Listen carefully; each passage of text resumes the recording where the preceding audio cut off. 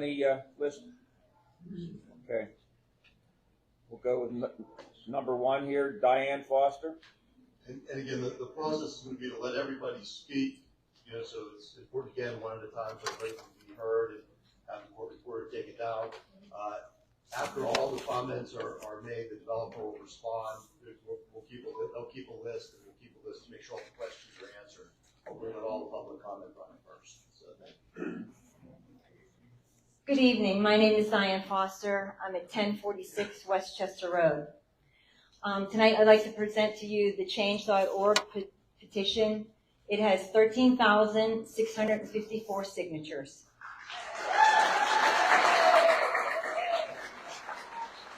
That is a huge number. There are 13,654 people trying to tell you that they are against this development.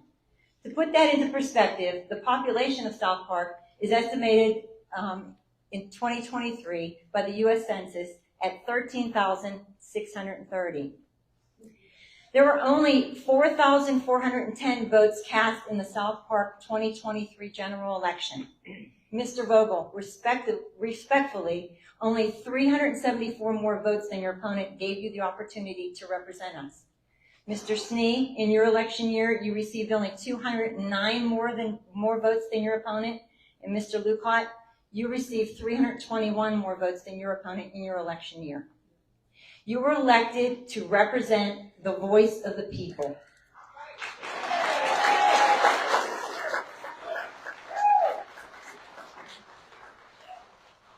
The people want you to hear their voices, or they may not hear your voice when you're asking for their vote for re-election.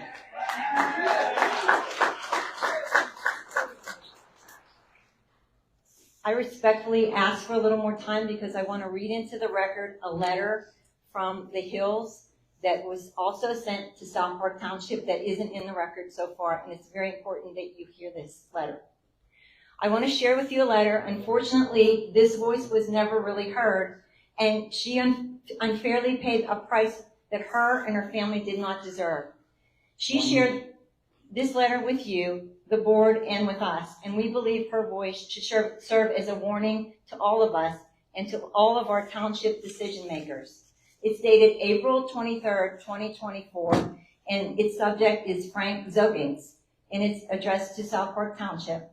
And it says, "Dear South Park Township members, my name is Frances Hill, and I have been asked by one of your township residents to reach out and explain the pain and suffering my family experienced from Frank Zogates, Leslie Road Associates, LLC, and Cloverdale Woods, LP. My family and I have lived on Wallace Road in Wexford for the past 10 years. One of the main reasons for purchasing this home was the amazing pond and gorgeous landscaping the property had to offer. The pond was the place where much time with family and friends was spent. We took our mini doxies down on a daily basis, and we had a plethora of koi fish that we named after family and friends over the years. These fish were like pets that meant a great deal to us. Significant time and money were spent on this area over the years." Okay. You're not going to let me read this letter? You can certainly submit the letter. I want to talk to you about the buffalo, too. And no one else here is qualified to talk about the buffalo. You're not going to listen to that either? Okay, I'm going to continue reading. I won't continue with the letter. Ma'am, your time's up. Please. Trying to give everybody time. Not everybody here wants to have their time. Does anybody here want to sign me their time? We're not doing that. No, we're not going to do that Please. tonight. No. They don't want to hear. You really don't want to hear? There's many people. I thought this was America. Wait, sir, I understand if you would have told me before this evening that I had 3 minutes to spend, but you didn't. So I implore you to listen to me. Please don't shut me up. Please. I'm going to continue. We're trying to get through everybody here. But there's not many people that have to say. Well, we don't know that. Please, you were elected by these people. Please. How can you not hear the people? We're the voters. Keep going. How can you? So, Keep going. We're speaking quickly. You got to give us a break. this all changed in the spring of 2019. Pine Township permitted, Ma'am, wait one moment, we're discussing.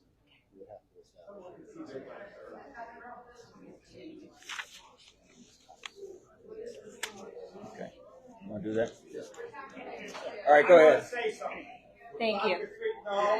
Go ahead, ma'am. Sit down, sir. Sit down. Okay. They're giving her more time. We're trying to give them Sir, more they're time. giving her more time. We're trying to give them Sir, more they're time. giving her more You time. need to understand, There were seven. this process has a serious credibility problem with this community. The planning commission did a terrible job. They clearly came in with their minds made up. And only the opposition of the community, the interjection, they're trying to shortcut the process, caused them to even listen through it all, and eventually they changed their minds, decided to kick it up to you guys. That's all they did. They just kicked it up to you guys, like, oh, we can take care of it all on the road. The township staff just simply had no questions of this developer. The things you heard here were developed because of the public citizen. Okay, sir, that's enough. We're going to let her talk right now, and then we'll go from there. Sir, would you give us your name, My name's please, for Paul the Smith, for the record? 1009 Old Coast Road. Thank you. I'm on the list. Thank you, sir. This all changed in the spring of 2019. Pine Township permitted Frank Zokates and one of his shell companies to clear cut the property adjacent to my home. Industrial timber was hired by him to remove the trees where Cloverdale Woods would be developed.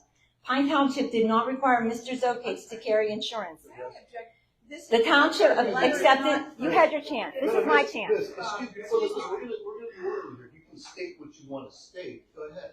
You want to object? I would like to object. The letter being read is from a resident of Pine Township, not South Park Township. Where does it say I can't do that? Everybody, look. We've got a court. We're trying to make a record. She's allowed to make an objection. We're going to let. I think the decision of the board is to let her read the letter. So, thank you for your comment. But when everybody screams, people are talking. The court reporter can't take it down. We're trying to make. And I understand. Everybody's going to get a chance to be heard. There's 17 people signed in, so please proceed. Pine Township did not require Mr. Zokates to carry insurance. The township accepted the $1 million policy Zokates forced industrial timber to purchase. Zokates' property was completely clear-cut. Guidelines put forth by the DEP were continuously ignored and broken. The DEP did not shut down his site for this. We were told by the DEP that they were simply too busy to keep up with all the development in the area. So notice of violations were sent out, but no one enforced them. On October 31st, 2019, Mr. Zokates' disregard for rules and regulations became painfully apparent. Erosion measures laid forth by the DEP were not followed. Silt and water rushed from Cloverdale Woods hillside into my pond and Brush Creek. The pond and surrounding areas were damaged. Numerous koi breached the pond and went into Brush Creek. Others suffered and died from all the silt that rushed into the water.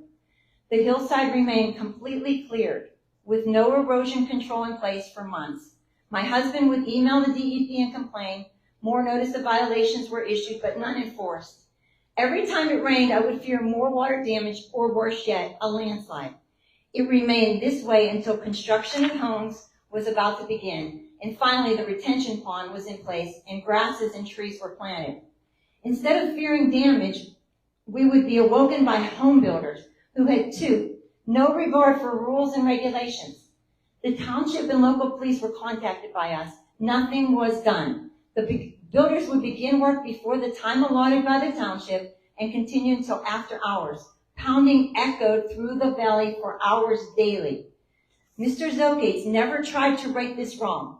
He instead countersued and tried to bully his way out. 4 long years later, he finally did admit in court that the erosion plans were not followed. He then pointed the finger at industrial timber, stating it was their fault.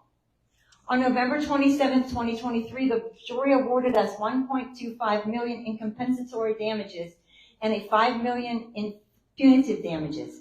More information can be found on this matter by Googling the article, Land Developers Hit with $5 million in punitives in the $6.25 million property damage case. Though required by law to be present in court, Mr. Zokates was absent on a daily basis. The day he was called to the stand, everyone in the courtroom had to wait 1.5 hours for Zocates to arrive, yet again demonstrating his disregard for rules and regulations. The jury found Zocates 85% and Industrial Timber 15% responsible for the punitive damages. Mr. Zocates flew his private jet back home to his residence in Florida. There, he filed bankruptcy for his shell company, Leslie Rhodes. Still attempting to avoid responsibility for his reckless actions, the owner of Industrial Timber is currently suing his insurance company. The insurance company claims they are not liable because the case was won based on trespassing. I hope you take what was stated under serious consideration before allowing Frank Zocates to develop in your township. He cuts corners and has no regard for laws and regulations put in place to protect our communities. He does not admit to his wrongdoing and will countersue those he has wronged. It has been over 4 years and not a penny has been paid by the responsible properties for the damage of my property and the loss of our fish. Do better than Pine Township. Protect your community from this ruthless, dishonest developer. The jury made the proper decision. I implore you to do the same. Do not allow Frank Zocates to develop in your community. Sincerely, Francis Hill.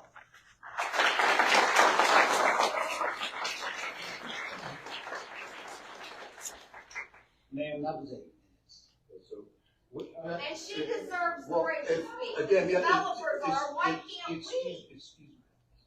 I think the idea though is to get everybody to cycle through. Well, I think the board is because there's only 17 people, the board is willing to listen to some additional time for reviewing this Foster. I think it's fair to let everybody run through and we'll come back to the house. So the other people are waiting, they have to leave, they have to go somewhere. That gives everybody a chance to come back. We're fine. Number 2's on the list, and we'll go through that, you'll have an opportunity to come back up. Sir, can I continue? They're saying it's fine. Well, I just have 2 more pages. It's not very long. Is that okay? It's a continuation of what I'm saying. I think you gotta you'll get an opportunity to come back up, but if there's people here that are on the list that expect you to talk, I don't want to, you're gonna be heard, but I think let's give the other people an opportunity to be heard if they want to make their comments. You will be heard, I assure you of that. Sir, it kind of goes along with what, can I just go now, please? It just goes along with what I was just saying. Everybody's gonna hear, but there's other people on the list that may not be able to. People on the list are telling you to let her go. Yeah, exactly. 2 pages would have been done. It's got these 2 pages, sir. Can I just read them, please? Go ahead, all right. Thank you. I appreciate it. Seriously, if I would have known prior to this that it was only 3 minutes, it would have been 3 minutes. This is so important to all of us, All right, sir. go ahead. And I think I'm speaking for a lot of people. And yes, we have had issues with this developer in South Park. We have had flooding issues since 2021 with Zocates Villas of South Park development. And we have experienced issues with this developer's team in South Park. Township officials and the assembled professionals reported at the March 27th meeting that they have had no issues with Zocates' previous development, the Villas of South Park. But now, contrary evidence includes multiple residents' testimonies before our Board of Supervisors outlining substantial damage due to water runoff and flooding that occurred when the land was cleared and continued to plague that area to present day. We have videos of the runoff and flooding. Children's bus stops were flooded, and damage was severe enough at times to reportedly require emergency rescue of trapped residents. Why are we looking the other way on issues that have already impacted South Park residents? Why are we protecting this developer and not our own residents? We have no idea. Please help us understand this. Our own hired township engineer, Gateway Engineers, were actively assisting impacted residents according to news stories. But when this came up last month, Dan Dizeroff sat at your table in silence. Has he not been retained by the township to represent the people and be our eyes and ears? Why are you afraid to speak up about this?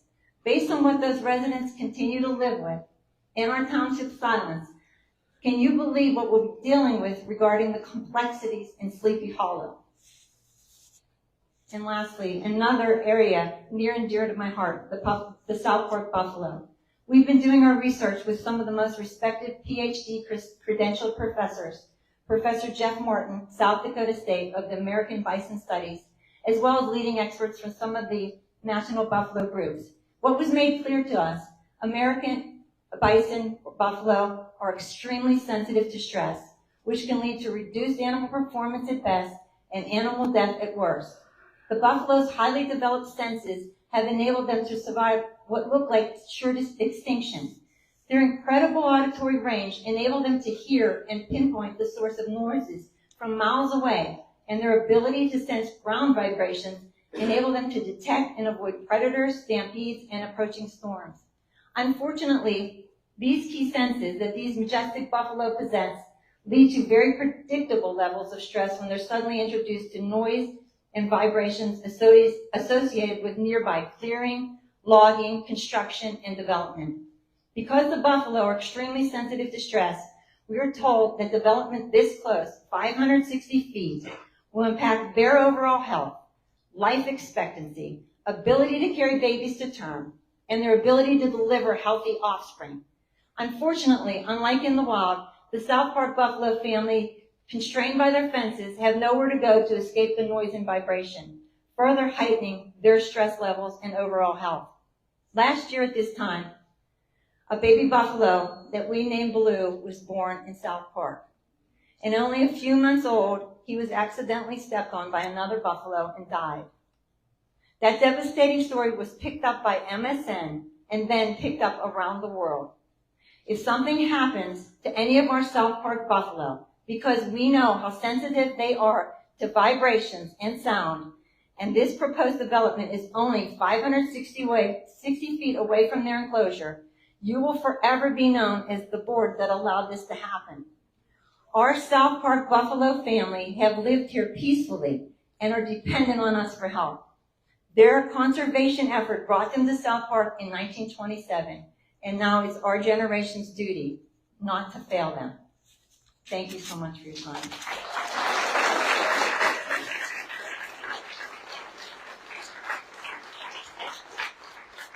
Thank you. Thank you. Okay.